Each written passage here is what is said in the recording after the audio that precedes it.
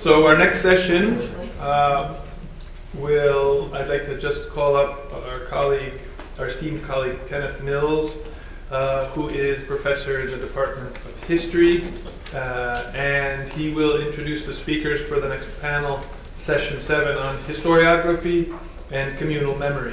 So please welcome Ken Mills.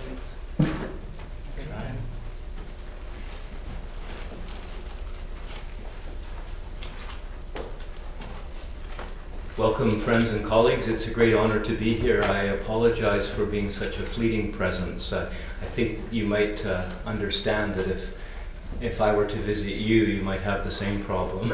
But this looks to be a really, truly excellent and capacious meeting, and I wish I could have attended each and every panel. Congratulations on its gathering. In the program, the first speaker is actually not with us because of illness, so we have a little bit more space, a little bit more time to enjoy the 2 papers remaining. Our first speaker in historiography and communal memory is Martin Jacobs. Martin Jacobs is a prolific professor of rabbinic studies in the Department of Jewish, Islamic, and Middle Eastern Studies at Washington University in St. Louis. I'll dispense with further introductions, and we're going to learn, as you can see before you, about Joseph ha-Kohen's subversive readings of Francisco Lopez de Gomara. Welcome. Thank you. Thank you. All right. Well, thank you, Ken, for the kind introduction.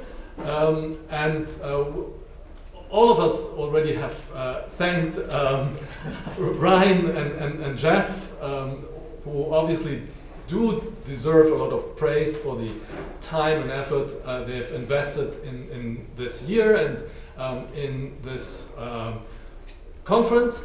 But beyond that, I would like to thank all of you.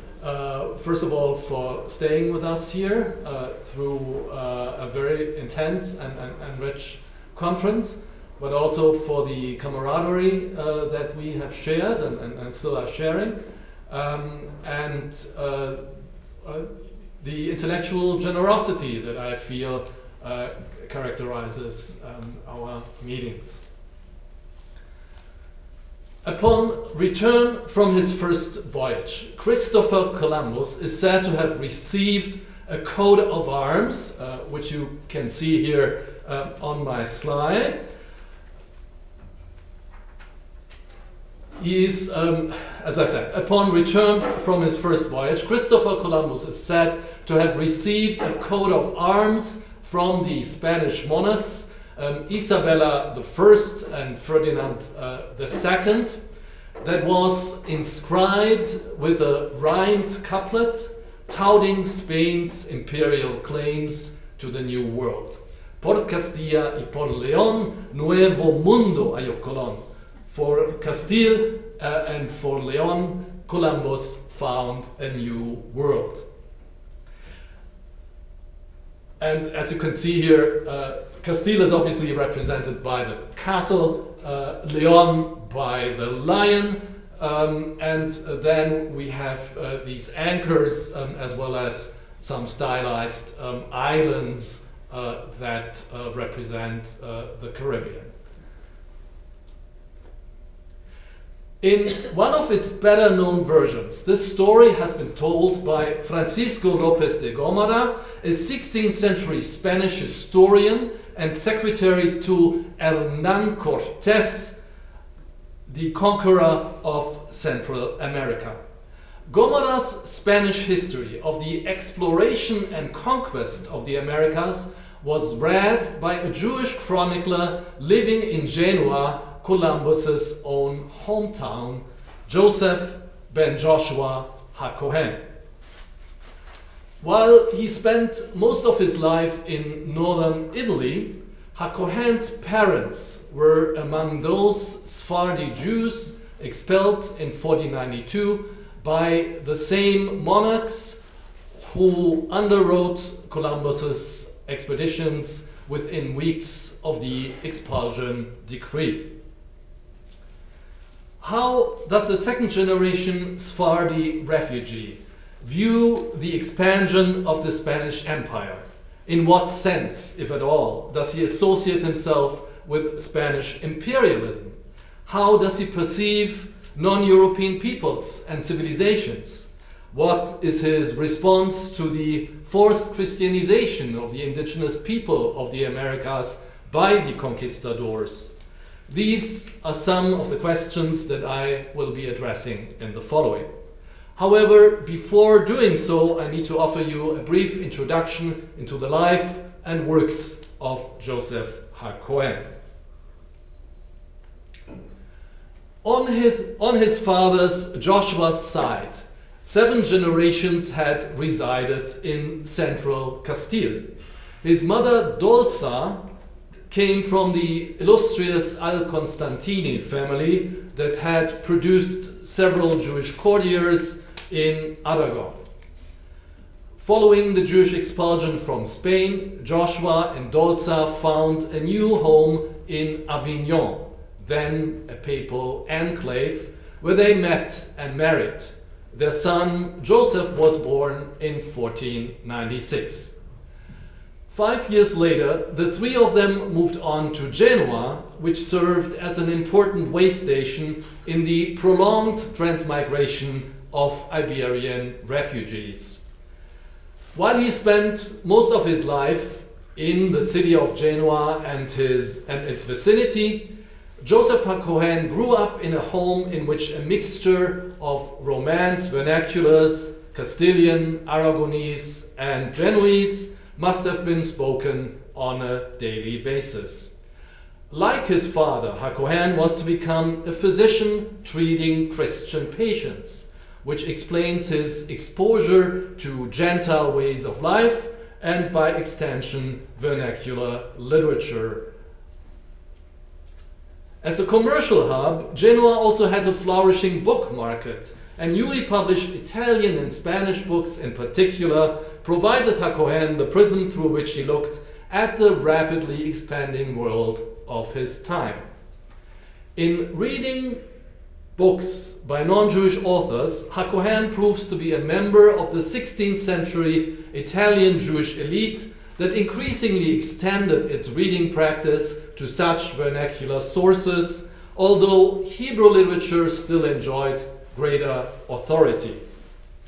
In adapting knowledge derived from non-Jewish sources for a conservative Jewish readership that, unlike himself, may not have read books outside the Hebrew canon, he served an important function as a cultural transmitter.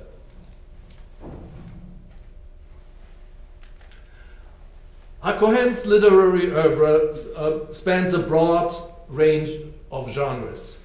It includes a medical treatise, works of poetry, an extensive correspondence that has survived, but he is best known for his historiographical works, 2 of which I will be discussing today.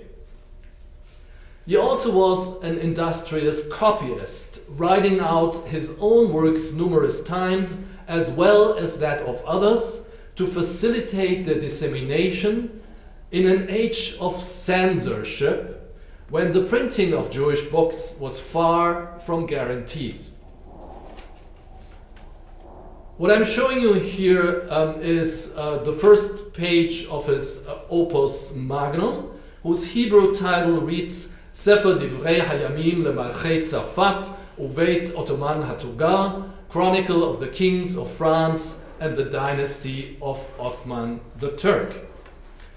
However, this title is somewhat misleading, as the work consists of much more than an account of French and Ottoman royal dynasties.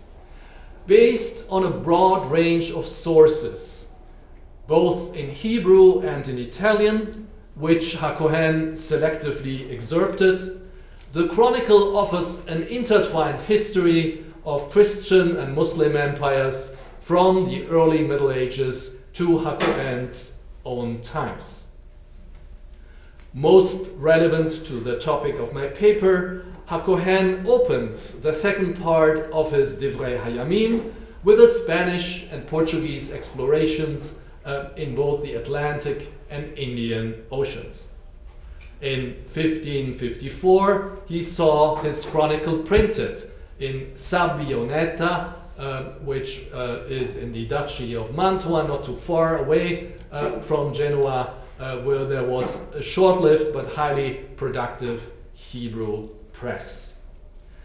But with the publication of his book, ha-Kohen's historiographical impetus was obviously not exhausted. As I've told you in more detail during my workshop, he twice revised his chronicle in handwriting, and among the more substantial revisions that ha-Kohen undertook in this process were corrections of factual misinformation after new sources had become available to him. In the print edition, which you see here, he had attributed the European discovery of the Americas to Amerigo Vespucci, after whom, after all, the continent is named. In the handwritten revisions, ha-Kohen rewrote the relevant passages of his Divrei Hayamim to include a short account of the westward voyages Columbus undertook with the backing of the Spanish monarchs. At the same time as he was revising his chronicle, ha-Kohen produced a Hebrew version of Francisco López de Gomara's two-volume history of the Spanish expansion, which I mentioned at the outset. The first part of Gomara's work, titled Historia General de las Indias, General History of the Indies, combines an account of the Spanish naval expeditions with a geographical description of the different regions of the Americas. The second part, titled Conquista de México, chronicles the Spanish conquest of Mexico and tends to lionize the role played in this context by Cortés, whose secretary and chaplain Gomara had later become. Perhaps due to its glorification of Cortés, the book soon met severe criticism and was banned by Philip II. Outside of Spain, however, it was widely received, and in its numerous early modern translations and adaptations, such as the one by ha-Kohen, shaped the European perception of the Americas. In his own Hebrew rendering, which he finished in 1557 in manuscript form, ha-Kohen titled the two parts of Gomara's work Sefer ha-India ha-Chadasha, Book on New India, and Sefer Fernando Cortés, Book on Fernando Cortés, respectively. In order to ensure the dissemination of his work, which was never to be printed, ha-Kohen wrote out 9 manuscript copies during his lifetime. The last one at the age of 72, when his eyesight was clearly failing. And what I'm showing you here is the first page of his adaptation of part 1 of Gomara's history.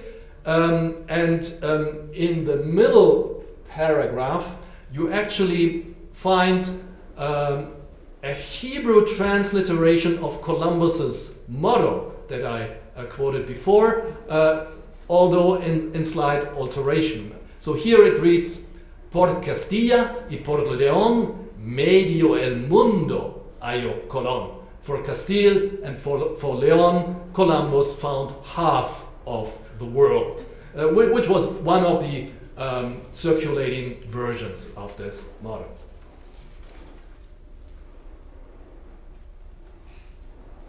In adapting Gomara for a Jewish readership, ha-Kohen skips over the front matter, most notably the dedication to Charles V, according to which the discovery of the Indies represents the most important historical event since the creation of the world and the incarnation and death of the one who created it. La mayor cosa después de la creación del mundo, sacando la encarnación y muerte del que lo crió, es el descubrimiento de Indias. In this and other interventions into the text, ha-Kohen expresses an ambivalent attitude toward Gomara's work, amplifying the information it provides for the sake of a Jewish readership while expurgating its Christian language at the same time. I will be expanding on ha-Kohen's textual interventions in a moment, but before doing so, let me show you by way of example what kind of information caught ha-Kohen's interest in the first place. For instance, the Jewish chronicler was evidently fascinated by Gomara's detailed description of Tenochtitlan, modern Mexico City, the capital of the Aztec Empire and the largest city of the pre-Columbian Americas. In ha-Kohen's rendering, this description reads like this. In Mexico, there are 60,000 houses. It is all situated in water, like Venice, and its squares and streets are ample and good. Some of them are filled with water, in which case there are many bridges to cross from one side to the other. In some, no water is to be found, and in others one can travel on water or on land. The squares in which there is water are clean, and those where no water runs are being cleaned on a daily basis. Most of its houses have two doorways, one opening to the road and the second to the water where the boats pass. Tenochtitlan's well-ordered system of streets, plazas, canals, and bridges, as echoed by ha-Kohen, testifies to Aztec engineering skills. Their constant upkeep suggests civic organization. In other words, the Aztec capital emerges from this description as a marvel of civic planning and order. In most parts, this passage represents a slightly simplified rendering of Gomara, to which the Jewish chronicler notably added the comparison to Venice. While Gomara's account may have invited such an analogy, one wonders as to whether ha-Kohen here echoes any additional source. As I briefly stated earlier, his own Divrei Hayamim, or Chronicle, combines numerous vernacular sources, and he similarly may have added to Gomara other information available to him. One of the earliest Italian treatises likening Tenochtitlan to Venice was Benedetto Bordone's Isolario, Book of Islands, first printed at Venice in 1528.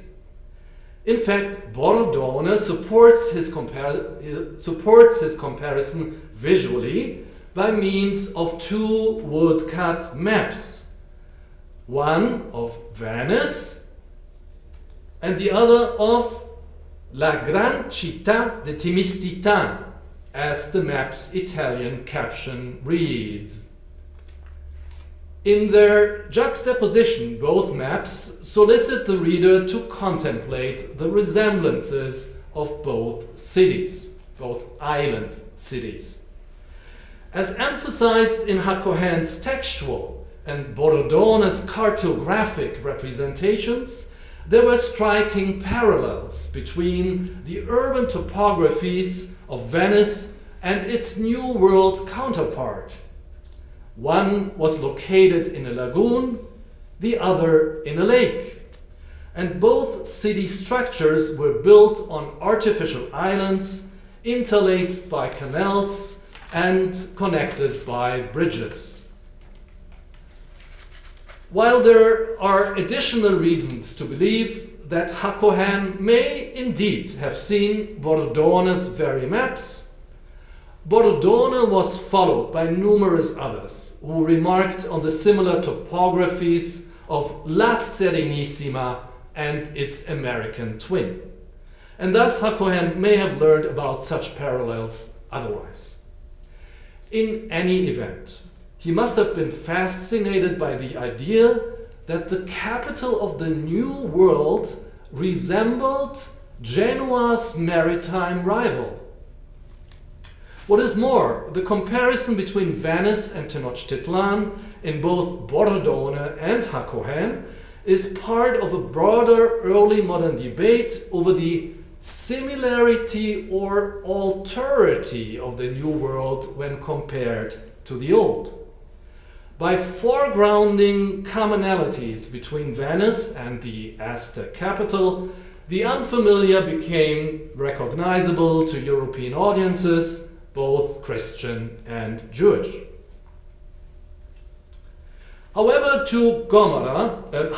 Gomara perceived Tenochtitlan as alien, based on religious difference, polytheism, human sacrifices, and the ritual consumption of human flesh evoked strong revulsion among early modern Europeans. Here, however, ha-Kohen followed his source only in part. In an echo of Gomara, he calls Aztec idols psalim, graven or sculptured images, the Hebrew term that in the Decalogue is associated with the prohibition of idolatry. However, in sharp contradistinction to his source, ha-Kohen does not limit his derogatory language to indigenous religious practice, but applies it to Christianity too. Much like Aztec temples, the churches built by the conquistadores on top of the ruins are commonly called bamot, high places, by ha-Kohen, who uses here a Hebrew term that in the Bible connotes places of idol worship. In the same vein, he refers to both Aztec and Catholic priests as kmarim, a biblical word for pagan, non-Israelite priests, as opposed to legitimate Jewish priests, which are known as kohanim, and which, by the way, is also the origin of ha-Kohen's last name. He likewise uses the term kmarim for Aztec priests serving at Tenochtitlan's main sanctuary, the Templo Mayor, which I'm showing you here in a 17th century representation. This is neither from Gomara nor from ha-Kohen. Similarly, where Gomara speaks of the friars' great harvest of preaching and baptizing among the Amerindians, ha-Kohen writes that the kmarim led many from darkness to dense clouds. In Deuteronomy 4, darkness and dense clouds, choshech, anan, ve'arafel, are contrasted with the fire out of which God spoke to the Israelites at Mount Horeb, allowing for the assumption that ha-Kohen sees Christianity and Amerindian religion as opposed to the true word of God as revealed in the Torah. Clearly, the Jewish chronicler does not consider Christianity to be any more enlightened than indigenous rites, for to both truth is obscured. In other ways too, ha-Kohen strips his source of its Christian language. For instance, where in Gomara's words, Cortes erected within Tenochtitlan's religious center a crucifix and an image of Saint Mary, ha-Kohen speaks of, I quote, his, meaning Jesus's, graven image, pesel, and the graven image of his mother. Like other pre-modern Jews, ha-Kohen avoids using the names of Jesus and Mary. Even so, the reference would have been obvious to the Jewish reader. More important, our author equates Christian imagery with Amerindian idols, rather than viewing the former as being superior to the latter. Where Gomara celebrates Cortes for casting down the idols, his Jewish translator sees a mere replacement of one sort of graven images by another. Where Gomara applauds the conquistadors for having taught the native people to choose one God, one faith, and one baptism, the Jewish chronicler uses the plural. They chose other gods, hinting that in his view, the Trinitarian doctrine does not conform to monotheism. In accepting the religion of the conquistadores, in other words, the Amerindians had replaced one form of polytheism with yet another. This point becomes even clearer in ha-Kohen's reworking of a short theological discourse in Gomara's account of the conquest of Tenochtitlan.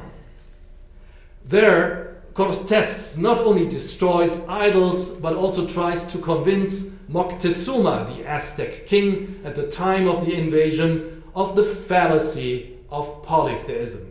I quote, "No one possessed of natural judgment will deny the existence of God, although some through ignorance may say there are many gods," unquote.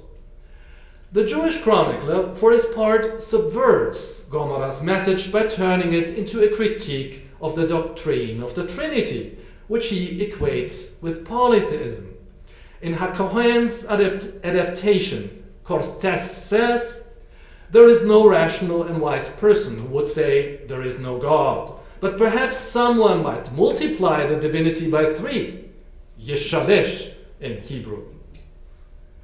Based on modern expectations of textual unity and coherence, ha-Kohen's version seems to make little sense. Why would the Christian conquistador distance himself from a Trinitarian conceptualization of the Godhead? However, the early modern Jewish reader is meant to decode the Hebrew adaptation at 2 levels simultaneously: Gomara's still recognizable original and its malicious mockery by ha-Kohen.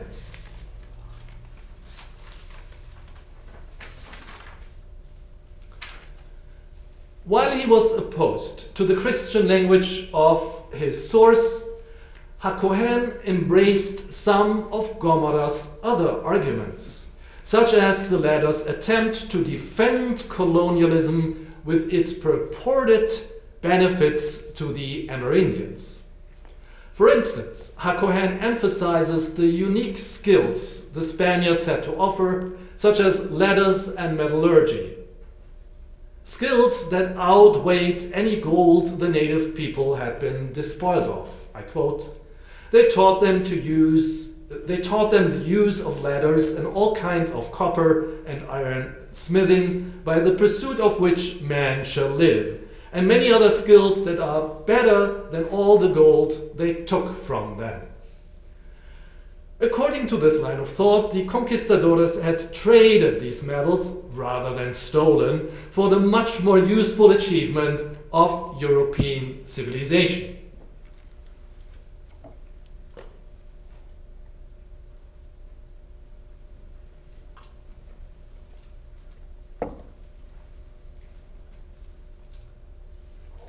When reworking a motivational speech that Cortes gives in Gomara's account to his men prior to the assault on Tenochtitlan, the Jewish chronicler once more suppressed all references to the spread of Christianity as the major rationale behind the Spanish expansion.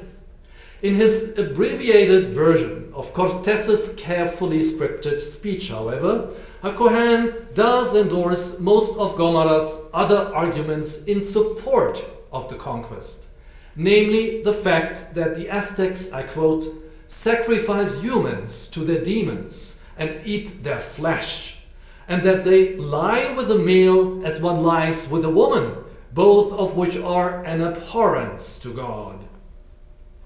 To the Jewish chronicler, in other words, Spanish rule over the Amerindians was legitimized by putting an end to their practice of human sacrifices, anthropophagy, and homosexuality, practices that pre-modern Christianity and Judaism equally condemned. In fact, the association of so-called cannibalism and what Spanish sources call sodomia, sodomy, is a common trope in early modern literature about the inhabitants of the New World, a trope that ha-Kohen unquestionably adopted. On account of their barbarous religious and sexual practices, the subjugation of the Amerindians appeared to be legitimized. Even so, ha-Kohen tends to distance himself from some of the more outrageous effects of Spanish colonialism, such as indigenous slavery and the onerous tribute system, a critical attitude that is already apparent in his earlier Divrei Hayamim or Chronicle. In reference to the first Spanish expeditions, he writes there, "Whenever the Spaniards went there, they captured the inhabitants of the country to serve them as male and female slaves, and they continue to be tributary to them today. And there was none to deliver the indigenous people out of their hand, and the outcry of the land went up to heaven." Unquote. In his later adaptation of Gomara, the Jewish chronicler goes even further to describe the subjugation of the Amerindians in biblical phrases, evoking the bondage of the ancient Israelites, and in this respect may be said to subvert his source. For instance, ha-Kohen applies Exodus 1:13 to 14 to the grueling work the Taino people of Hispaniola were coerced to do shortly after Columbus took possession of the Caribbean island in 1492. I quote, "The Egyptians ruthlessly imposed upon the Israelites the various labors that they made them perform." In similar words, ha-Kohen describes the harsh conditions endured by indigenous laborers in the gold and silver mines of Nueva España. Once again, alluding to the biblical Israelites' enslavement in Egypt, he writes, "Many Indians died in the mines, for the Spaniards ruthlessly made them perform forced labor, and they had no mercy on them." Unquote. While ha-Kohen employs biblical language throughout his work, his is not a mere technical use. It frequently adds another layer of meaning to be decoded by a reader steeped in that tradition. Each Passover, a Jewish person is supposed to identify with the liberation of the Israelites from bondage, and the sad verses are prominently quoted in the Haggadah, the manual for the Passover Seder. In the case at hand, these biblical allusions strongly suggest our author's empathy with the Amerindian plight. That said, as early as 1519, the Dominican friar Bartolomé de las Casas denounced the Amerindians' enslavement by the conquistadors. But his Brevísima Relación de la Destrucción de las Indias, short account of the destruction of the Indies, was not to be printed before 1552 and remained unknown to ha-Kohen. However, by the time that he wrote his adaptation of Gomara, Spanish scholastics and humanists engaged in an exhaustive debate over the Amerindians' natural right to property, including the right to one's own body. The so-called Valladolid debate was held between Las Casas, a Thomist scholastic, and the humanist Juan Gines de Sepúlveda. In fact, it was the humanist who considered the Amerindians to be barbarians and so-called natural slaves, in the sense of Aristotle, whereas the friar challenged such views fiercely. However, absent any hints of that kind, it seems doubtful to me that ha-Kohen, a resident of Genoa, was aware of this intellectual controversy taking place in Spain. Possibly, he arrived independently at his negative assessment of the indigenous people's abuse by the colonists. In conclusion, contradictory tendencies are at play in ha-Kohen's treatment of Spain's transatlantic expansion. On the one hand, the Jewish chronicler may be said to take part in what I called the rhetorical conquest of the Americas initiated by Gomara. On the other, he subverts it in two notable ways. First, by denying the Christian ideology underlying Spain's claims to her overseas territories. And second, by criticizing, from a Jewish perspective, the Amerindians' enslavement. While there were also Spanish critics of indigenous bondage, first and foremost Las Casas, their works did not reach ha-Kohen in Genoa. However, the Jewish chronicler defends the Spanish expansion for putting an end to religious and sexual practices that were considered barbarous by contemporary Europeans, both Christian and Jewish. What is more, he applauds Spanish colonialism for what he believes to be its civilizing effects on the indigenous people.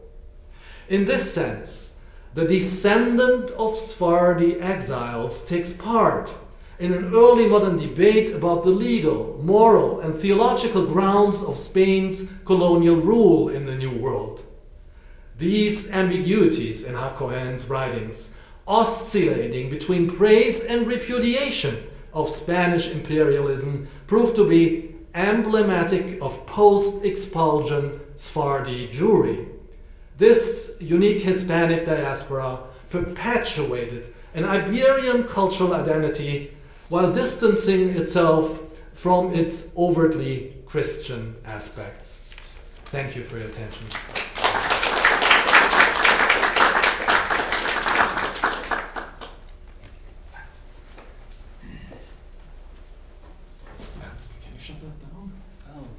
Should I do that? Do you want me to do that? I might be able to do it. Okay. No promises. Or just close the... Up here. Yeah, right. Thanks. If that's not too offensive and corporate. Right. Yeah. Thank you, Martin. Very nuanced reading, and I'm sure there'll be lots of discussion after our second paper.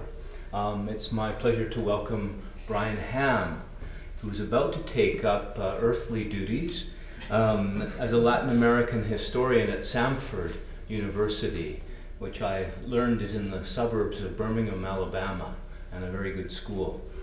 Congratulations on your job and forthcoming job, and also welcome, and the presentation will be called,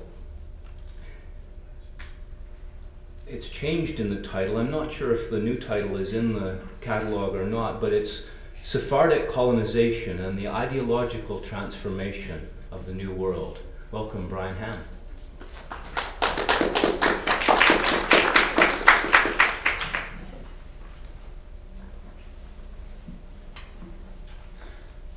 Thank you very much, Ken, and to add my voice to the course, I want to give kind of really heartfelt thanks to Ryan for leading us as head fellow, for Jeff for his leadership, for Stanley Frankel and his presence making this possible. It's been such a wonderful year with you all. Thank you for being here towards the tail end of two very rich and kind of thought-provoking days. I'd like to begin by saying something about my larger project. I'm interested in Portuguese immigration to colonial Spanish America, and specifically those social dynamics of integration, of exclusion, and how both Spaniards and Portuguese wrestled with the idea of belonging. Did the Portuguese really belong to the Spanish Indies? Were they foreigners? Were they fellow Spaniards? And in this, the question of the Jewishness of the Portuguese, were they conversos? Were they old Christians? I think there were good numbers of both old Christians and new in Spanish America. But these are the larger dynamics, and for this year I've been really kind of exploring some of the dimensions of Portuguese conversos, of Spanish anti-Semitism, but really hoping to expand beyond the usual temporal framework of 1580 to 1640, when Spain and Portugal were both ruled by the Habsburgs. So wanting to move earlier as well as moving later. And I had hoped for this piece to really kind of dive into the late 17th century, maybe even into the 18th century, which is why I have to apologize for the title as it appears here, because this was a reflection of early ambitions that being on the job market and pursuing the tenure track, which thankfully ended well, but it meant that couldn't quite develop the material that I initially had planned for this talk. So cases of Jewish merchants arriving in Venezuela in the 1690s and later, with names of ships such as Queen Esther, Mordecai, Little Samuel. This is for another talk, I'm afraid. Kosher butchers in Santa Marta. That's for another time. So this is really my continuing exploration of the decade of the 1640s, in which there are so many changes, there's so many shifts going on. Portugal rebels in 1640, throws the entire Iberian Atlantic economic system, especially the slave trade, into complete chaos. The protector of the new Christians, Olivares, falls from power in 1643. The Portuguese planters in Dutch Brazil rebel in 1645. And so this is just a very tumultuous decade, lots of changes. And the more I kind of dive into it, the more there seems to be here.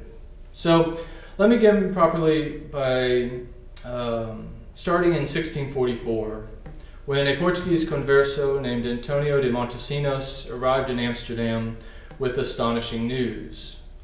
In the back country of South America, he claimed to have discovered members of the lost tribe of Reuben.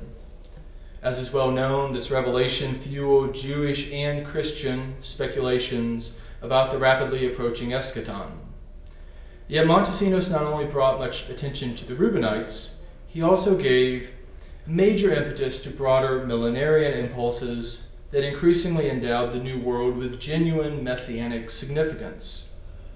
Over the course of the 1640s, America would become a powerful source of both temporal and spiritual hope during a pivotal period in which the Sephardim in Amsterdam were beset by significant setbacks, most especially this uprising in 1645. In the face of such adversity, these hopes were to provide a foundation for the later Sephardic colonization movement of the late 1650s into the 1660s. However, in the aftermath of 1645, but years before the final collapse of Dutch Brazil in 1654, some Sephardim in Amsterdam sought out new, direct commercial and spiritual linkages with Spanish America, as evidenced by the strange case of Luis Mendes Chavez, which I will be discussing in the second half of this paper. But in analyzing the hopes of Israel, or at least that portion of Israel that resided in Amsterdam, it is fitting to begin with the illustrious Rabbi Manasseh ben Israel. In his famous Esperanza de Israel, it is important to note how Manasseh looked to America for much of his evidence that the time of messianic redemption was near at hand. First, one particularly significant development was the dramatic upsurge in inquisitorial activity in the New World during the 1630s and 1640s. Mendes interpreted the intense persecution wrought by that, quote, horrible monster, the Spanish Inquisition, end quote, as fulfilling the prophecies of the fourth beast in the 7th chapter of Daniel. These prophecies were being fulfilled, according to Mendes, wherever that Spanish tyrannical empire rules.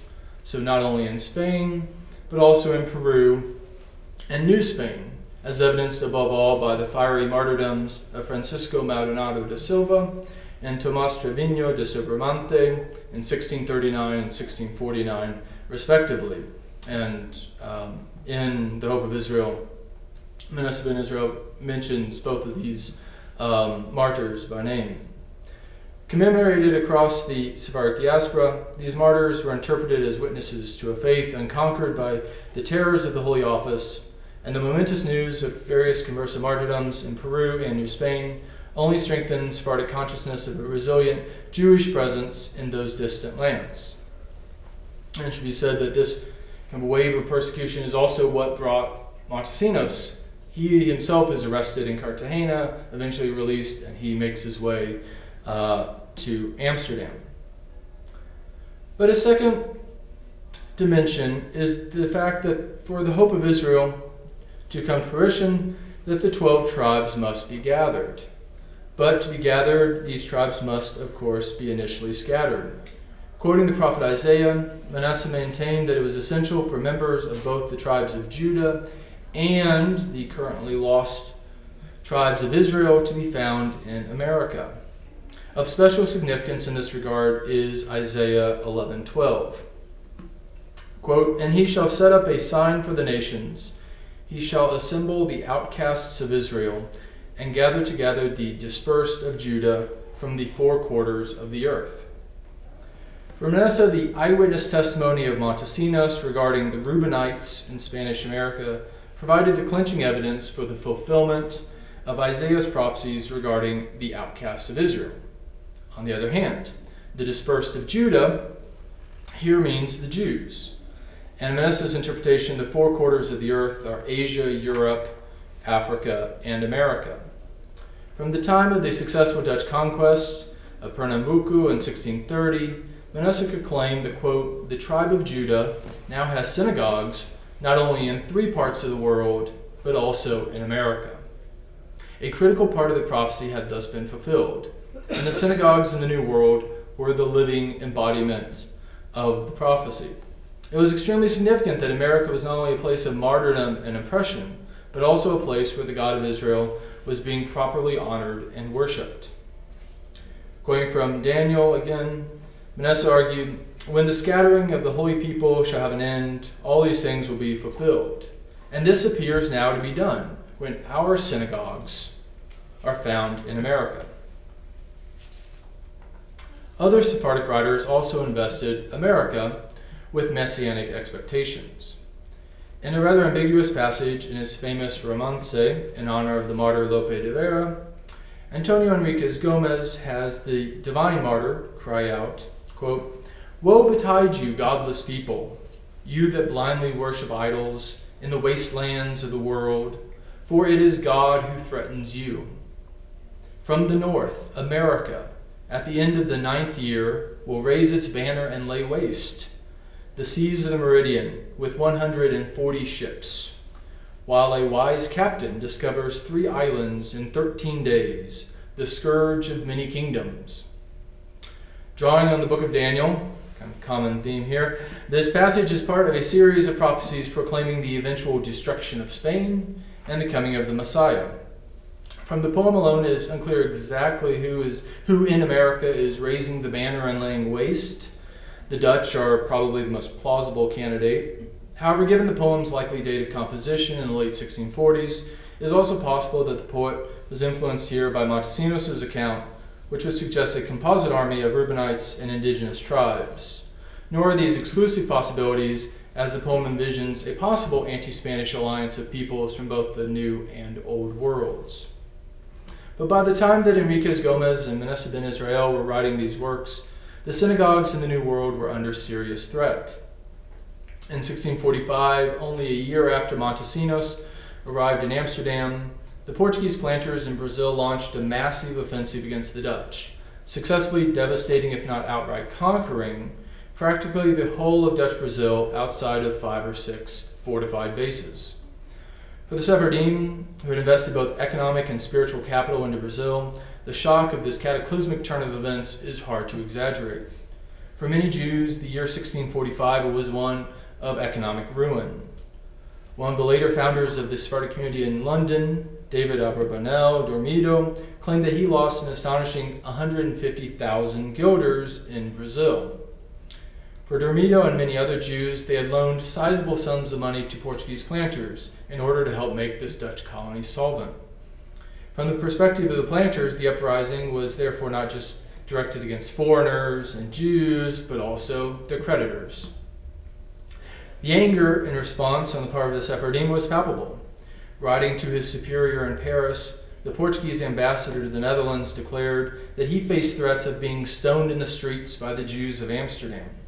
Things became so fraught that the communal leadership in Amsterdam passed a resolution forbidding any Jew from insulting the Portuguese ambassador or causing scandal when discussing Brazilian matters. Compounding the painful economic losses was the psychological shock that the uprising in Brazil inflicted. As Jonathan Israel notes, for the entire Jewish community in Amsterdam, quote, it was a blow not just to its trade and colonizing activities, but to its entire political and emotional world. On the spiritual side, if the Dutch Brazilian synagogues played such a pivotal role in hastening the Messiah to come, then it is not difficult to imagine the spiritual turmoil wrought by their potential and increasingly seemingly impending destruction. It must be remembered that it was within this context that Montesinos' narrative germinated in the minds and hearts of many Sephardim in Amsterdam and across the diaspora. After the final conquest of Dutch Brazil in 1654, the Dutch harbored deep nostalgia for lost Brazil, inspiring the Dutch to establish colonies that could be for them a new Brazil, and this language is used repeatedly. For both religious and economic reasons, Sephardic Jews became active participants in these Dutch and later English and French colonization efforts. Yet before the fateful year of 1654, there was at least one significant attempt on the part of some Jews in Amsterdam to foster the practicing of normative Judaism in alternative New World locales, which would not depend on the increasingly precarious survival of Dutch Brazil. So turn now to Luis Mendes Chavez.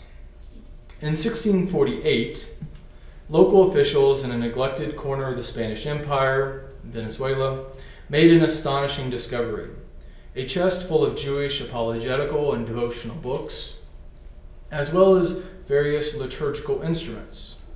The owner of this chest, Mendes Chavez, had originally been arrested for contraband trading, specifically in slaves. But after this discovery, he was sent to stand trial before the inquisitors in Cartagena. What emerges from this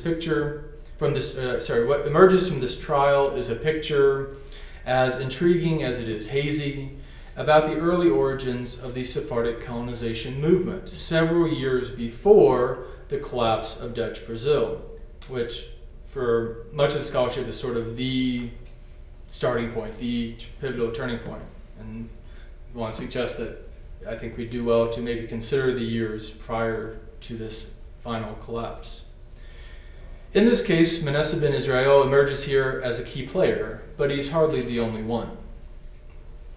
But first, it's worth recounting the life of Mendes Chavez before his unfortunate adventures in Spanish America.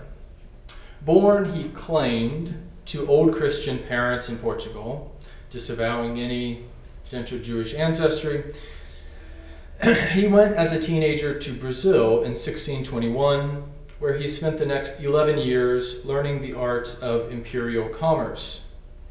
Returning to Portugal, Mendes Chavez married and lived a somewhat settled life for a few years before once again sailing to Brazil to make money in the sugar trade. Around 1643, 1644, this is all from his own initial testimony. his Discurso de su vida. And so we have his account of things. This certainly cannot be taken as gospel truth, and he is nobly fuzzy on exactly how many years he was in one place or another. But around 1643, 1644, it seems, he headed back to Portugal from Brazil when his ship, according to his account, was intercepted by the Dutch around the Azores. The Dutch forcibly take him to Amsterdam, and Mendes Chavez finds himself in a strange land, surrounded by certain Portuguese, but only those of the Hebrew nation. Pressured to become a Jew by his fellow countrymen, Mendes Chavez relented, but only, he insisted, out of necessity. For a year and a half or so, he lived as a Jew in Amsterdam, openly as a Jew in Amsterdam, although he told the inquisitors that, quote, in his heart, he always wanted to return to Spain and present himself to the Inquisition and ask for mercy. As it turned out, he joined a slave trading voyage from Holland to Guinea in Western Africa. Accompanying him, according to his own account, were 3 other Jews, although these 3 reportedly all died in Africa, leaving Mendes Chavez to be the only Jew left on this voyage. After acquiring scores of slaves in Guinea, Mendes Chavez sails for Barbados, and is in Barbados, an increasingly profitable depot of the slave trade by the mid-1640s, that he hires an English captain and crew to transport him and his share of the slaves to Nueva Barcelona in Venezuela. Soon after arrival, local Spanish officials discover that Mendes Chavez did not have proper authorization to import slaves into Spanish America. He's arrested as a contrabandist, and it is soon discovered that he is smuggling much more than just slaves. Among his possessions are 13 Jewish books. Majority of these 13 books are devotional prayer books. There's also a few apologetical works, mainly written by Mendes ben Israel. And taken together, I'll look at a couple of these in more detail in a minute, but taken as a whole, it seems to me this miniature library had a clear twofold purpose: to instruct conversos more in normative Judaism and to facilitate the religious observation of various festivals and holy days throughout the year. Looking at the list, we see the name of Mendes ben Israel come up over and over again. He's the author of 3 of these 13 volumes. He is the publisher of 3 more. And he is friends with other publishers that contribute to this collection. And so it's unsurprising that Mendes Chavez admits that it was Rabbi Mendes himself who gave him this collection for the reason that he and his fellow Jewish companions on the slave trading voyage could better understand the precepts of the law of Moses. Predictably, the inquisitors were skeptical that such a collection was intended only for an audience of 4. Perhaps the most telling inclusion was the Latin edition of the first volume of the Conciliador. In this work, the aim of the work was to reconcile tensions, contradictions within the Hebrew Bible, and to show that really there was no discrepancies here. So it's a big reconciling project. It's published eventually in 4 volumes. Mendes Chavez brings the first 2. The first volume is in Latin, in the Latin translation, and the second volume is in the original Spanish.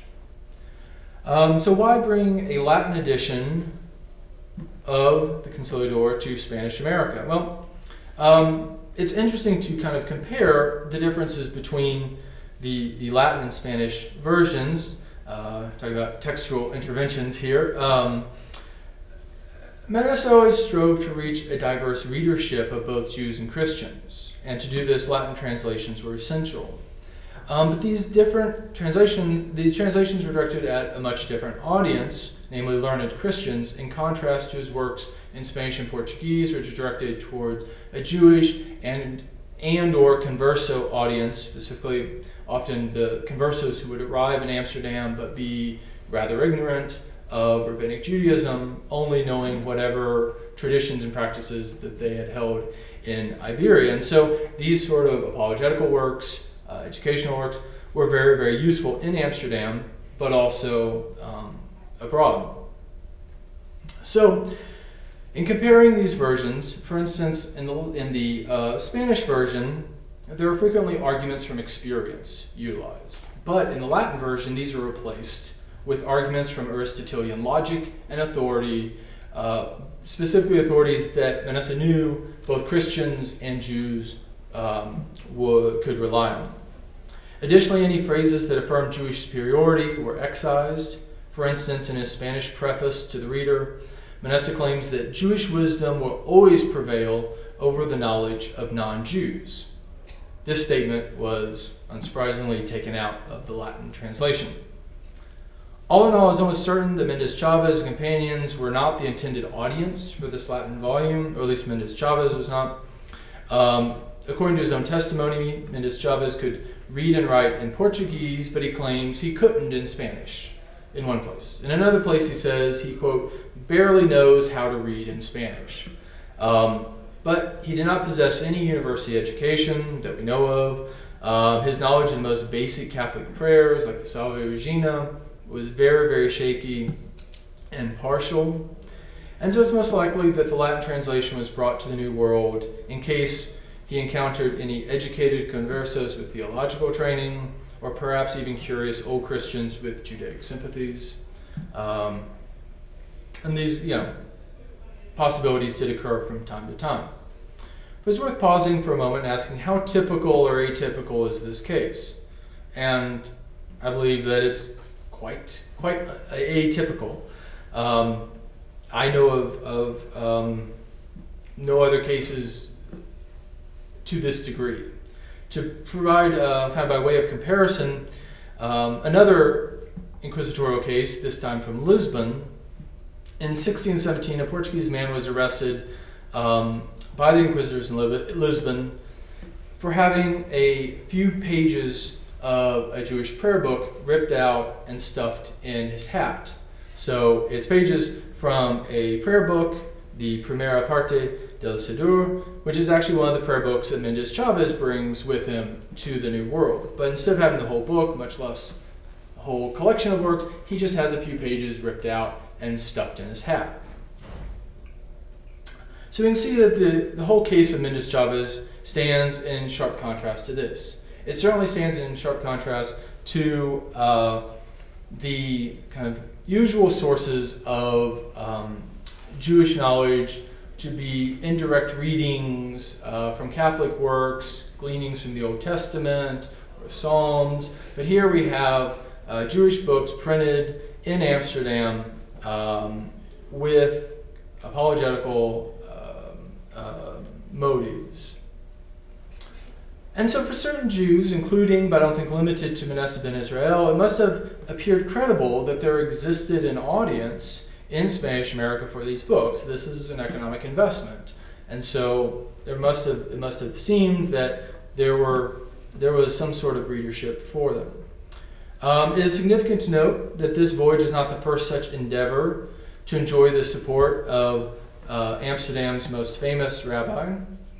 According to one eyewitness account, Mendes once boasted that he has sent 2 chests of books containing copies of the Conciliador, one to Spain and the other to Brazil. On another occasion, Mendes let slip to a Portuguese visitor that, quote, every year there went some Jews from Holland to Madrid and to many other parts of the kingdoms of Spain to circumcise the new Christians. And so while we have evidence for certain proselytizing ventures to the Iberian Peninsula, perhaps to Brazil, this is, again, the only case that I have found for Spanish America. It's really an atypical case.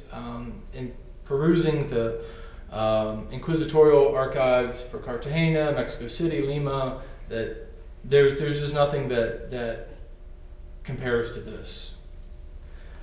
So we have a coordinated and, as I'll talk about in a moment, well-financed enterprise that it would be directed towards Spanish America suggests that by the mid-1640s, these New World territories had become increasingly significant to the Jews in Amsterdam. And I believe that Montesinos' story may be one reason for this. And again, I'll come back to this point shortly. So why would a circumcised Jew make an already risky voyage even riskier by bringing a trunk full of incriminating evidence? For Mendes Chavez to agree to be circumcised and then to return to the New World at all is already a very risky move, one that many merchants who sought to travel back and forth between Amsterdam and Iberia refused to do. But to heighten the risk so substantially by bringing a trunk full of incriminating evidence, this requires some sort of explanation. Once again, I believe that the surviving evidence, circumstantial though it may be, points to the conclusion that Mendes Chavez was sent as part of a proselytizing venture to the conversos of Spanish America. For their part, the inquisitors certainly believed this to be the case. In the formal accusation presented against Mendes Chavez, the fiscal alleged, quote, "This defendant, having spent much time in the city of Amsterdam, educating himself in the precepts and ceremonies of the obsolete law of Moses, reading and examining many heretical Jewish books, as well as books of other evil and reprobate sects, and having found himself to be learned in all of these things, he determined to be a rabbi, a teacher of others, and to corrupt the faith of Catholic Christians.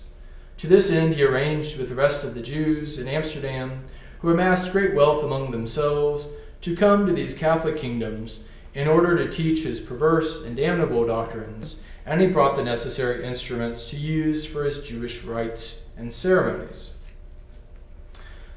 Now, in response to this specific charge, Mendes Chavez reiterated how he was ignorant of what was in the books, and how he never personally used the religious instruments. Despite these protestations, Mendes Chavez was contradicted repeatedly by the testimonies of the English sailors, as well as the internal inconsistencies of his own testimony. In the end, the unfortunate defendant was found guilty of Judaizing and sentenced to reconciliation.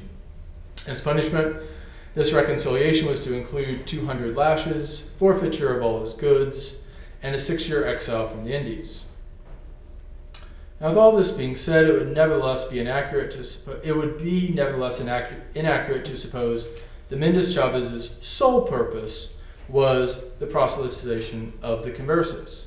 Intertwined with this religious aim was a straightforward quest for profit. This can be most clearly seen by examining Mendes Chavez's sponsors from Amsterdam. Fortunately for historians, Mendes Chavez was rather forthcoming about which specific Jews had helped fund his expedition. He named 6 men in particular, their place of origin, and the amount they contributed. And these 6, the amount ranged from, on the low end, 500 pesos to the high end, 8,000 pesos. And the 8,000 peso amount was given by Abraham Pereira, who was Manasseh ben Israel's own sponsor in Amsterdam. Well known for his later devotion to the false messiah Sabbatai Zevi, Pereira moved to Amsterdam in 1646, where he joined his brother Isaac, who was already residing in the city. The Pereiras had achieved great economic success in Spain, but due to inquisitorial pressures, they had fled Spain with their fortunes. By the mid-1650s, Abraham Pereira had established a refinery in Amsterdam for processing New World sugar, and he sold this later, about a decade later, for around 45,000 guilders, a significant sum. Pereira's business career was long tied to the New World, first to Brazil and later to the Caribbean. He was one of the earliest Jews to trade with co-religious in Barbados, Curacao, Martinique. One nephew of his took up residence in Curacao in 1666, while his own son, Moises, settled in Barbados. Interestingly, Abraham Pereira provides a possible linkage between the voyage of Mendes Chavez and the millenarian tidings of Antonio de Montesinos. Shortly before leaving Amsterdam for Dutch Brazil at the end of 1644, Montesinos wrote a letter in Italian to an Elia Pereira who resided in Venice. Now, no evidence has been found that this Abraham Pereira ever went by such an alias, and it doesn't make much sense that 2 Portuguese would be writing each other in Italian. So it's almost certainly not the same guy. But on the one hand, it's possible that these 2 men were relatives. One intriguing connection between Abraham Pereira and Montesinos is that they both came from the same town, Vila Flor, in Portugal. And what we know for sure is that Montesinos wrote this letter to a Pereira in Venice, describing his journey and time with the Reubenites. He gives some more details that's not in the published Relation that Mendes ben Israel publishes later. And what is likely is that the news of the discovery of the Reubenites provoked similar kinds of speculative conversations in Venice that it did in Amsterdam. Given that Abraham Pereira lived in Venice at this time, before moving to Amsterdam, it's impossible to believe that he did not learn of Montesinos' adventure in one way or another. And assuming that Pereira in 1645 was even a fraction of the millenarian that became in the 1660s, one can only imagine what kinds of ideas and emotions were prompted upon learning about the discovery of the Reubenites in the Spanish Indies. A couple years later, when plans were being made for what would become this voyage of Mendes Chavez, did Montesinos' testimony factor in at all? Was Venezuela perhaps mistakenly chosen as a locale that would be close to Reubenite lands? Jonathan Schorsch speculates that one reason why Montesinos wanted to return to the New World, go to Dutch Brazil, is because he had this sort of skewed geographical understanding of what Reubenite lands were, and he thought that he could sort of get there from Dutch Brazil. He had this conception that the Reubenites sort of controlled this huge portion of the interior of South America, bordered by the Spanish to the north and the Dutch to the east, so that sort of all roads lead to the Reubenites. So it's unclear whether similar sorts of false kind of mental maps were going on, but whatever millenarian expectations Mendes ben Israel had invested in Mendes Chavez's voyage, it is quite plausible that they were shared by Abraham Pereira as well. Now, beyond Pereira, other sponsors of this voyage would also become notable participants in the expansion of Sephardic communities and commerce across the Circum-Caribbean. To take a couple of examples, Joseph Bueno de Mesquita would later become best known as one of the leading residents of the Jewish community in New York.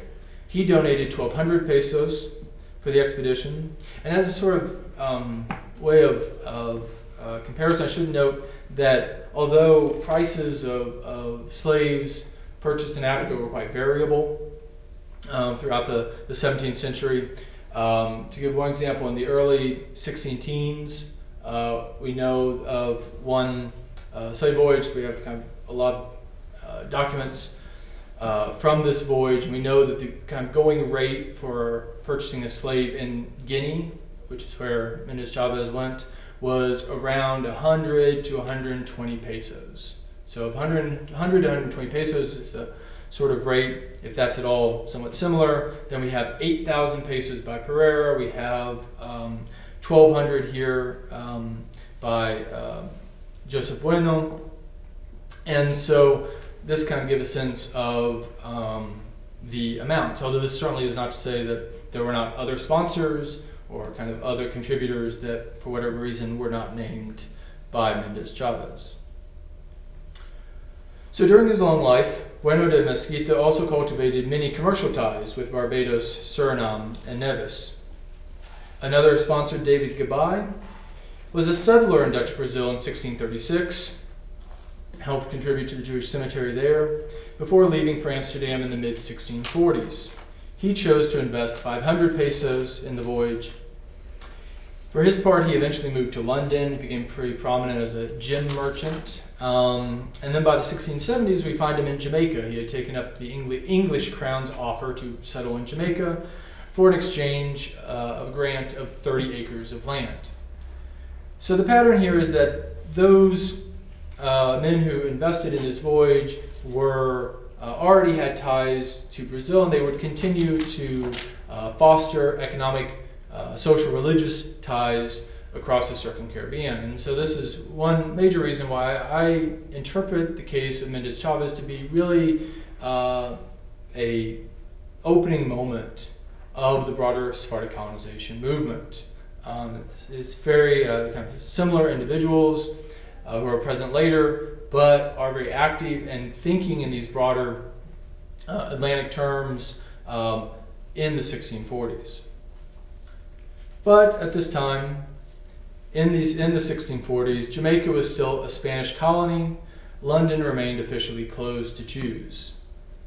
But in the aftermath of the 1645 uprisings, it was clear to perceptive merchants that new commercial paths would have to be opened. One such opportunity could be found with Barbados's burgeoning sugar industry, which was profiting greatly from Brazil's misfortunes. Spanish America, too, held great economic promise, especially as there was great demand for slaves, but little supply due to the Portuguese rebellion in 1640.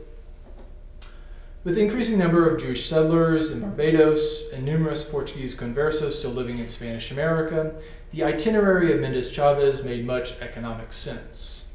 But it also made much religious sense as well.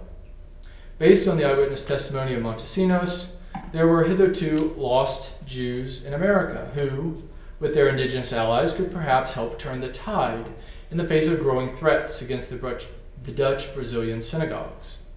For messianic reasons, there had to be synagogues in the New World. If they could not survive in Brazil, perhaps they could be established in Spanish America. In this way, the proselytizing quest of Mendes Chavez could be seen as a vital first step in sustaining and expanding the presence of normative Judaism in the Americas. In this doubly clandestine voyage, therefore, Mendes Chavez not only brought enslaved Africans from Guinea and books of Manasseh ben Israel, but he also carried with him the hopes of many who looked to the New World for both spiritual and economic redemption. Thank you.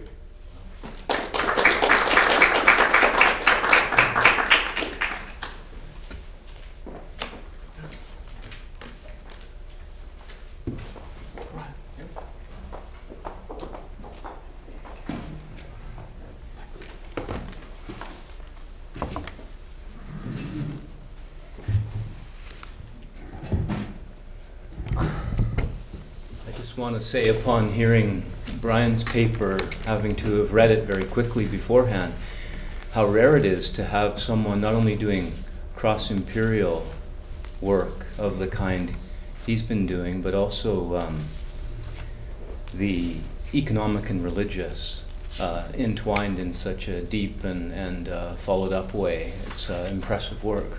Thank you. We have two very impressive papers, and thankfully lots of time for discussion.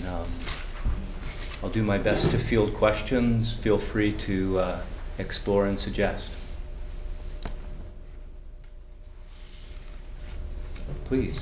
Yeah, thank you very much for these wonderful papers. I really enjoyed this. My question is, well, it's not a question for you, Martin. I like it very much. When you was talking about this biblical quote of the pharaohs, and I had to think very much on the Moriscos and the expulsion. They were also referring to the inquisitors and the Christians in the same terms, talking about them as pharaohs and comparing their own Muslim history to the history of the Jews. So, well. Yeah, it's just a comment, but I thought when he was, referring to this. Very interesting. Yeah, that's very intriguing. If you have any references of that kind, I have just very bad memory, but I will. Yeah. But it's exactly. I mean, I don't know now exactly where it is, but I can give. Yeah, please share them with me. Yeah. Because it's. I mean, I found it very striking because they are really saying, Christians are doing like, so they are comparing their Muslim history with the history of the Jews and putting the inquisitor, calling them pharaohs. And I also had a question about, I mean, you said, well, this is the reader probably will see the mockery of the author. So I was wondering, the one who was reading this kind of rereading of the history was not true. I mean, they already knew very well history, so they could really enjoy the mockery, or the reader was searching for a source of knowing what happened, or what kind of reader was that? Yeah, well, the intended reader is obviously very hard to define in such a case. In the case of Joseph ha-Kohen's Chronicle, we know something about the practical readers since the book was printed, and we know who refers to it, mainly other Italian Jewish historians. But the Chronicle also made it to Cairo, to one of the most important Jewish libraries in Cairo, and was read there by another chronicler whom I'm going to include in my book. In the case of ha-Kohen's adaptation of Gomara, this is mere speculation. I assume that he had a similar readership in mind, an Italian or Mediterranean Jewish readership of middle-class status. But as I said, the book was never to be printed, since Yosef ha-Kohen wrote his works exactly during the time when the church introduced the censorship of Hebrew books. And his chronicle was still printed before the censorship took effect, but it was then unsurprisingly put on the index. And it was harshly derogated by one of the main readers for the Index Librorum Prohibitorum, of the Index of the Forbidden Books, who was himself a convert from Judaism to Catholic Christianity. Yosef ha-Kohen must have been very much aware of this censorship. In fact, once he revises his chronicle, he not only revises factual errors, as I said during my paper, but he also revises the anti-Christian terminology that the first version of his chronicle shares with his adaptation of Gomara, which tells me that he probably hoped to have his revised and expanded version of the chronicle printed, which never happened.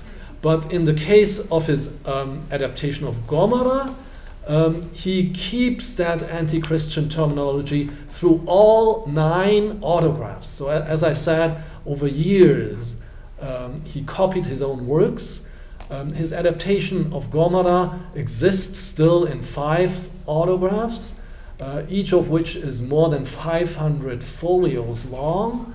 So you can imagine how long it will take him to copy that.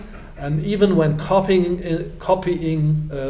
these texts, like in the case of his chronicle, he made revisions, but he never revised the anti-Christian terminology. That means he did not intend to have it printed, but wanted it to be disseminated in manuscript form.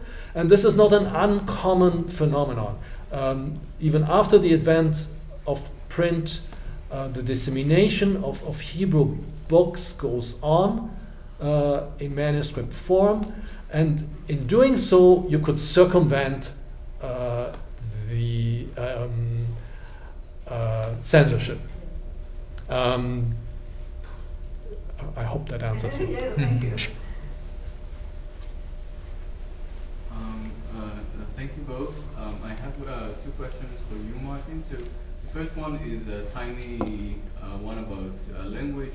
So you said that he uses psalim to talk about idolatry. Yeah. Why not tzlamim, right? He also uses that. So does it mean anything? Like because they are not quite the same. Like No. I mean. In the cases that I quoted, it's always pesa or psalim, then in the plural, which is a reference, as I said, to the Decalogue, but in the prohibition of the depiction of humans or animals. But in other cases, he also uses the word tzlamim. Or matzevot, he also uses the term matzevot.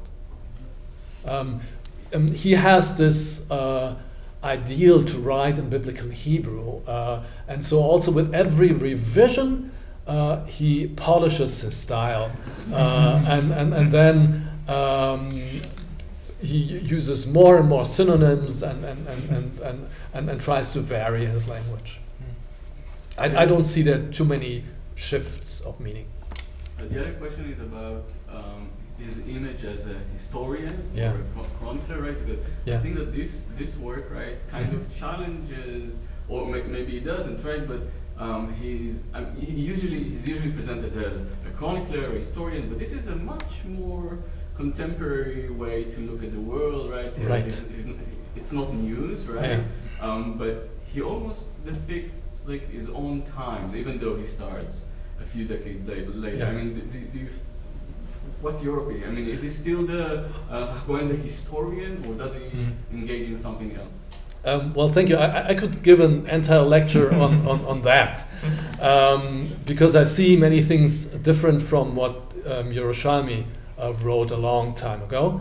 But in the introduction to his chronicle, Yosef ha-Kohen likens himself, equates himself with Josephus Flavius, who in Hebrew is also Yosef ha-Kohen. And obviously he has in mind the Hebrew version, but he claims that he is the first Jewish historian since the times of Josephus Flavius and his description of the destruction of the temple. So he has a self-construction as historian. But you point to an important aspect. He not only incorporates historical information from both Jewish and non-Jewish sources and amalgamates them, but he also writes a kind of cosmography. So his Hebrew adaptation of Gomara is actually part of what apparently in his view was meant to be a kind of trilogy. He starts out with a Hebrew adaptation of Johannes Böhmus, Omnium Gentium Mores, the customs of all peoples, which is an important late medieval, early modern cosmography. So he first of all writes an adaptation of Böhmus, but at the time, at Böhmus's time, the New World was not yet known. So in Böhmus's time, we only have 3 continents. And so like other early modern adapters and continuators of Böhmus, Joseph ha-Kohen too expands Böhmus by adding to it a chapter on the islands beyond the Mediterranean. And in my opinion, this chapter on the island beyond the Mediterranean is derived from the work I mentioned before, Bordone's Isolario, the Book of Islands, because this is one of the earliest Italian works that does not only describe Mediterranean islands, this is a genre. Isolarii, books of islands, precede Bordone, but they usually only describe Mediterranean islands. And so Bordone adds to that the islands of the Atlantic, and the same does Yosef ha-Kohen. So that is one of my arguments that Yosef ha-Kohen indeed may have used Bordone. So an adapted version of Böhmus, perhaps plus Bordone, would be the first part of the cosmographic trilogy by Yosef ha-Kohen, and then the 2-volume history of Gomara. First of all, a description of the New World, and the second part being the conquest of the New World, would then be the other 2 parts. So I think you feel correctly. There's more than a historian or chronicler. There's also a cosmographer. Something in Brian's talk leads me to want to ask a question of yours, Martin. Sorry. Separated by a century.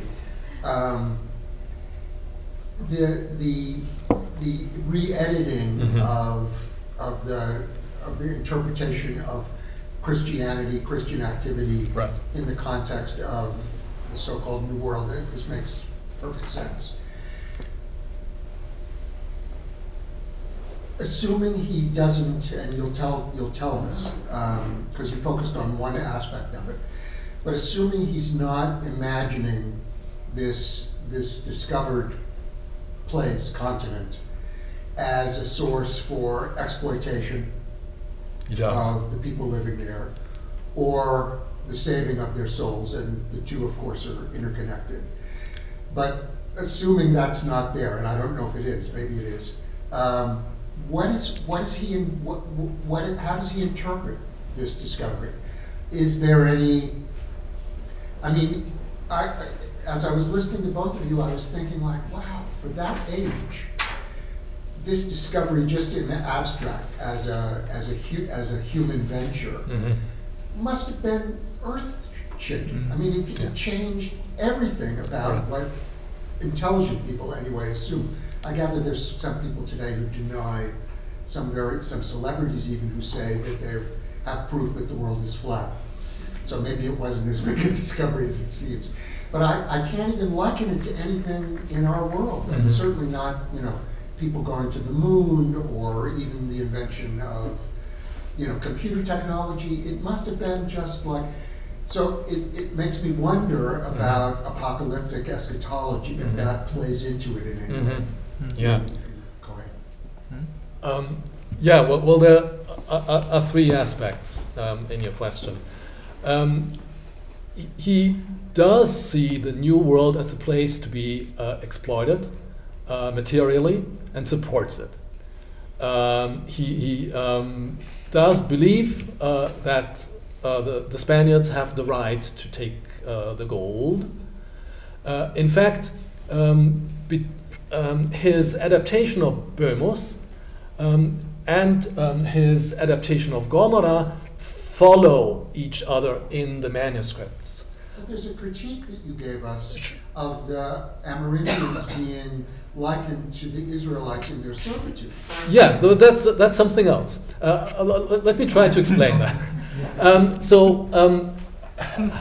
In between his adaptation of Böhmus and his adaptation of Gomara, there are a couple of pages of poetry in which ha-Kohen imagines his own virtual voyage, something that obviously fascinated me as someone who has written extensively about travels.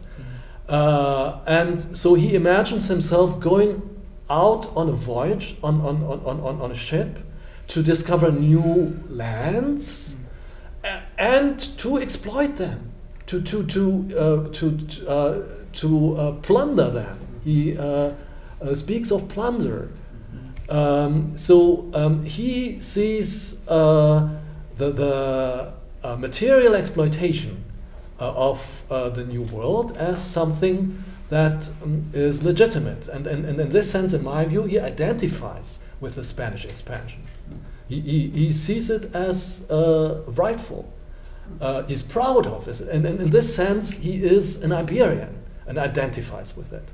But this identification ends in two moments. And one is the Christian ideology, which is obvious, and the other is the enslavement of the Amerindians, where he again and again uses metaphors from the Exodus that strike me as not being happenstance. So material exploitation is fine, but not human exploitation. Right. He draws a line. Okay, you've salvaged religion at least up to that point there, since the two seem to be intertwined in the whole colonial project from the beginning. Yeah. And therefore, I say he has an ambivalent attitude toward it. But he's obviously extremely fascinated. And like other Jewish and non-Jewish authors of the time, he faces the challenge how to relate textual authorities of the ancients That means, first of all, the Bible, but also other ancient authorities, Pliny, Ptolemy, to this new information, which, by the way, caused Gomara's work to be translated and adapted not only into almost all European vernaculars, but even into Ottoman and even into Arabic. There is Tarikh al-Hind al-Gharbi, which is also an adaptation, though much later than Yosef ha-Kohen. Something Ross just said reminded me of something that and raised this question. It was earth-shaking, this discovery, and one of the things that bothered Europeans was, where did these people come from? And that's certainly something that you're involved with here. And I just want to say something about the lost tribes and Portuguese Jews, who were clearly fascinated by it. They were in a way particularly fascinated by it, and I think part of it has to do with one of the things that distinguishes this population from other Jewish populations, which is the very strong orientation towards genealogy and all things genealogical. Yeah. And so, even the proselytizing of Portuguese Jews among conversos who were, even the most Judaizing of them were very unlike, but genealogy played an enormous role in the sense of being attached to these non-Jews. They were baptized, descendants of Jews. So I think in terms of the identity issues that is discussed at this conference, that you're touching in your study on one aspect of that and you see this in Menashe's, I think I mentioned this to you at lunch, in Menashe's description of the lost tribes. He describes the lost tribes, he wants to distinguish them. We're talking about distinctions and ethnic distinctions. He wants to distinguish them very strongly from Indios. We belong to the lost tribes. Who are the lost tribes? They have beards, so they're good Jews. Not like the Indios who have no beards. They're white and they're civilized. They're not barbaros.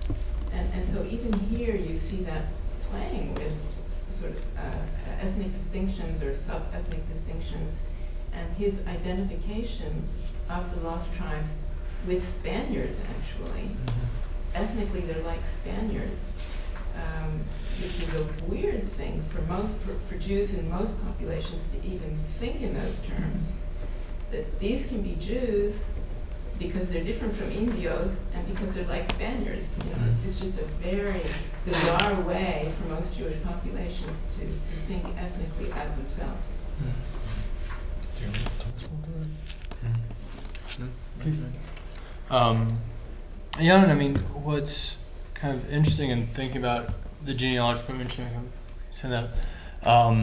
the sort of anxieties about extended family members in lands of idolatry, and kind of thinking about the broader kind of mindset of the Portuguese, and kind of how kind of the at least perceived distance is never great, culturally or genealogically, from Spain, and I think by extension Spanish America. And so that's really important point. Please. Thank you both for your presentation. I have a question for Brian. Going back to your revised title, Sephardic colonization. So I was wondering, this Sephardic colonization, is it within Spanish colonization, or is it more a Jewish thing? Just challenge you on your. No, it's a good question, and it's the term. There's multiple layers to it. On the one hand, it's Sephardic Jews as colonists for the Dutch, the English, the French colonies. They're the ones who populate and trade and make these new Caribbean colonies profitable. And then there's sort of economic extension and kind of trying to penetrate new markets and extend kind of economic control over Atlantic trade. But then there's also this religious dimension of not only kind of the expansion of synagogues, other religious institutions in places like Curacao and Jamaica and Barbados. So you have sort of kind of mother congregation and daughter congregations of across the Atlantic world. But then you also have this kind of what I touched on here, desire to bring the conversos into a more normative practice. I mean, probably the most famous case is Isaac de Castro, Tartus, who's arrested in Portuguese Brazil for trying to proselytize, and he's sent to Lisbon and burned at the stake in Lisbon in 1640. So I mean, it's the same time period, kind of similar, I think, kinds of aspirations, but certainly these ties, and I would have loved to have kind of gotten into it more these later decades of the 17th century. I mean, the connections between Jews in places like Curacao, Barbados, and then the conversos in Spanish America,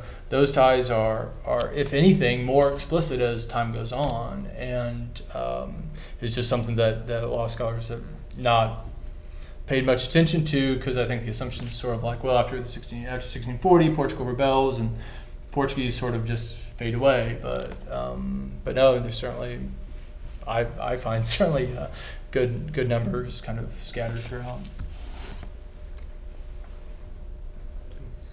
I have a question for Martin about, you didn't really talk about this, but in general, thinking about what you wrote about and talked about in the seminar as well, this strategizing or strategic translation, undermining or whatever we call it, the idea of making these tweaks which will be kind of coded, recognizable and clearly subversive, but not super explicit, and also flying low on the radar or below the radar in not being published and being disseminated in a particular way.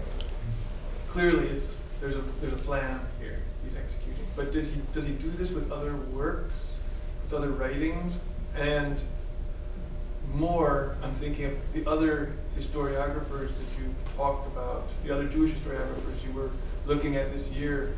Did they have the same hyper-conscious strategization of what they're doing as both preserving a kind of memory as well as undermining an unfolding history? Or is he really unique in this complexity? Well, in the book, as I plan it right now, I plan to work mainly on three early modern Jewish chroniclers. One of them, Joseph ha-Kohen, the other one, Elijah Kapsali of Venetian Crete, and the third one, Yitzhak somebody of Ottoman Cairo. In Yosef ha-Kohen's case, the strongly implied anti-Christian polemic is unique. And I explain it with two aspects in his life. One being the son of expellees who left Castile and Aragon in order to evade conversion. And the other one is that apparently his younger brother, Todros ha-Kohen, converted to Christianity and then became a prominent physician to Pope Julius III. He actually was a kind of what I would call a celebrity physician. He not only treated the Pope, but also important military generals serving in the Spanish Navy. and then wrote a conversionary treatise directed at his former fellow Jews. So I see here a biographical aspect that makes him even sharper than others in his anti-Christian language, but at the same time he is aware of the looming censorship and tries to evade it. The second chronicler that I'm dealing with, who actually is a little earlier than Yosef ha-Kohen, Elijah Kapsali, writes a chronicle on Venice and another one on the Ottoman Empire, and has a very, very strong messianic bent. I read Yosef ha-Kohen differently from Yerushalmi. I actually deny that messianism is a major theme of his book, but that's something also for a different talk. Elijah Kapsali clearly is also well informed with non-Jewish history, but in his case, no one has been able to trace his non-Jewish sources in the way I'm able to trace Yosef ha-Kohen's sources, and in the way I'm able to show line by line, word by word, what he altered. But Elijah Kapsali writes in an even more difficult style than Yosef ha-Kohen. Yosef ha-Kohen is relatively easy to read, but Elijah Kapsali writes in a style that is called shibutz, and that has its ancestry obviously also in medieval Spain, where every sentence is built out of 3 or 4 allusions to biblical verses, but it's so complex that it oftentimes obfuscates the meaning, which makes it almost impossible to trace his sources. In the third case, Yitzchak Samari, he read the books of his predecessors, Kapsali and ha-Kohen, and oftentimes disagrees with them, and then rewrites them, and rewrites them on the background of his own experience in Ottoman Cairo. And he lived in your time. He lived in the 17th century during and in the direct aftermath of the Sabbatean disaster. And in this context, he engages not only with his predecessors, ha-Kohen and Kapsali, but also with Arabic historiography, and undermines that. He writes adaptations of that Arabic historiography, and then writes strong polemics against Islam. May I abuse my position and make a couple of observations, which may draw answers, or perhaps if not, we can talk later. First for Brian, and then back to Martin, if I may. Sure. You made this entirely reasonable decision to call the mini library and the expedition atypical, which I think was quite convincing and is for the various evidentiary reasons that you laid out. And yet I could feel you connecting the case of Mendes Chavez and the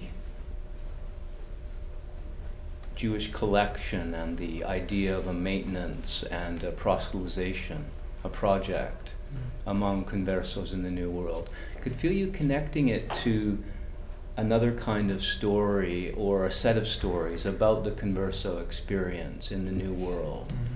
So atypical, and yet still really important to tell, and perhaps connected to those papers in the hat. That less extensive, more useful, more normal maintenance, spiritual regeneration, transformation. Would I have been hearing correctly? No, I certainly think that kind of as atypical as it is in many of its specifics, certainly there is kind of a broader context in which there are, I think, many ties from Jewish communities in Western Europe to Spanish America, but so I mean, I kind of have several examples immediately come to mind where, you know, Jews living in Ferrara or Jews who had kind of moved around Alexandria and Constantinople, you know, make their way to Mexico, make their way to New Granada, and for whatever reasons end up residing kind of long-term in Spanish America, and that they often are looked to for knowledge of kind of authentic Jewish practices by kind of very curious crypto Jews, but the difference is that kind of those connections, there are no direct connections, I suppose, are maintained until the really 16, you know, this period, this mid 17th century period. Then you get kind of more direct ties with Curacao and with other places. Up until that point, before then, it's always kind of through intermediaries in Spain and Portugal, and so they'll have personal knowledge, but it's not kind of the material project of bringing these books and instruments. But I mean, at least from the boastings of Mendes ben Israel, like, you know, there probably were other cases, and they don't, obviously pages in books showed up from somewhere. So I mean, certainly they're there. They don't always show up in the Inquisitorial Archive. So, you know, you just have to kind of speculate. But it's, to me, I guess the more I think about it, kind of big picture sense, that the question I have is, you know, are these direct linkages maintained? And to me, that's sort of a 1640s, 1650s and beyond sort of phenomenon. But yeah, there's certainly broader connections to be drawn. You're right. That's very interesting. Thank you very much. So for Martin, my way in quickly here is perhaps in connection to, complementary to this notion of whether there's a hyper-conscious strategizing, in Ryan's terms, an undermining, and how one accounts for it in ha-Kohen. My instinct is to go back to the beginning of your paper and focus on the reader, the wide reader. And in this sense, it's possible that Gomara, ironically, is a bit of a distraction because of his glorifications of the Spanish and of Cortés in particular, but in some ways there's a broader group of writings, both chronicle and epic poetry and otherwise, which may have been fueling ha-Kohen and inspiring some of his comments. So another way to put it would be to say he wouldn't need only his empathy or his faith or even possible familiarity with Sepúlveda and Las Casas in order to feel legitimate in pointing out the ambivalences and the tragedies, the unfolding tragedies of the Spanish project already by the late 16th century. A famous but only one example would be reading La Araucana by Ercilla, where the Araucanian resistance in central Chile is likened to that of the Dutch in Flanders and innumerable other parts of the world where the Spanish had touched but not transformed according to plan. And so in some ways there's this, he seems to be imbibing a lot. And my instinct would be not to look for him citing things, but more hints that he's read, is familiar with, sometimes by word of mouth, sometimes by careful study, these other things in the air that are, the one thing that's wonderful about the Spanish Empire is the sheer number and diversity of the internal critics who are tearing it apart. And in this sense, Las Casas is only a famous exemplar. And so I would encourage you to move even further in that direction, to better surround your wonderful figure. Yeah, thank you. I'm aware that I might be engaging in too much textuology, in putting books next to each other that I believe ha-Kohen has read, and then trying to trace line by line what he has altered. But obviously we need to see him as part of a much broader intellectual conversation.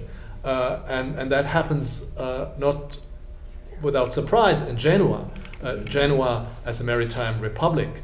Genoa as the place where not only Columbus came from, but where also other navigators came from who sold the services to the Spanish and Portuguese kings. And then Genoa, the place where the goods from the New World arrive. So with the goods and with the books, obviously also the ideas arrive. And while I may not be able to trace in every case that he read a specific book and this or that edition, he obviously must have been aware of much more.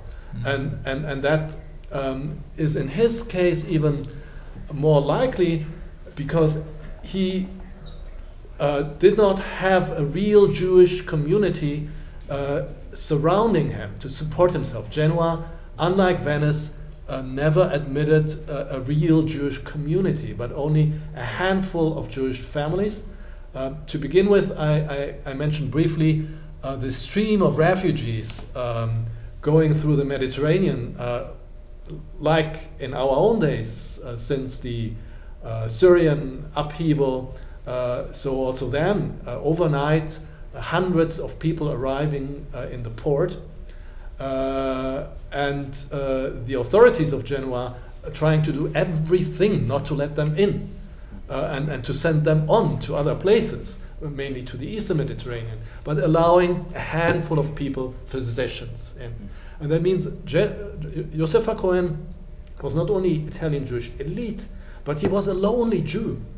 Who treated Christian patients and who therefore, on all likelihood, was much more exposed to the news that came through Genoa than other Jews may have been in other places. And that adds to your suggestion. Yeah, it sounds very appealing to me. Yeah, thank you. Anything else? I think coffee beckons, perhaps a break from those chairs. Yeah. I want to ask you to thank our panelists. Thank you.